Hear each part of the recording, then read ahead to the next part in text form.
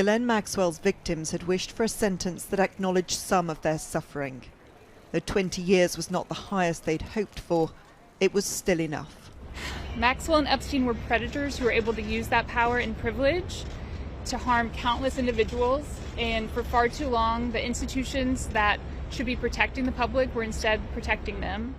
In court, Ghislaine Maxwell had spoken for the first time, acknowledging the harm done, but still not accepting responsibility. Annie, how did you feel listening to her in court?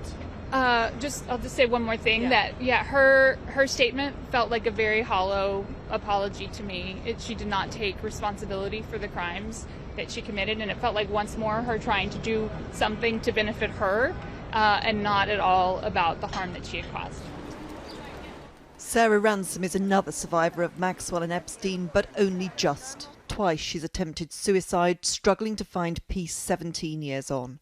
She told how she felt like a sex toy with a heartbeat, used to entertain Epstein, Maxwell and others. Force someone into a room to be raped. There's not enough sorries in the world. I'm sorry doesn't cut it. And as far as I'm concerned, actions speak louder than words. Maxwell herself told the court she empathised with her victims and that meeting Epstein was the biggest regret of her life. Standing in ankle shackles, the woman who once held court with a prince and a president barely flinched as the sentence was passed.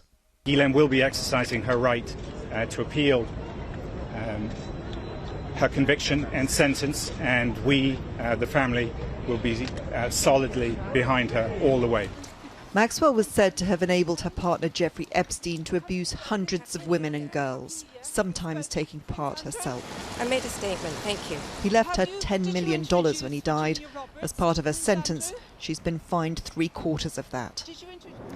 The women who spoke in this court have spent decades fighting to be believed, their young lives destroyed by Maxwell and Epstein. As Virginia Jeffrey, the woman who accused them of trafficking her to Prince Andrew, put it, "You opened the door to hell and led us through it." Emma Murphy, News at 10, New York.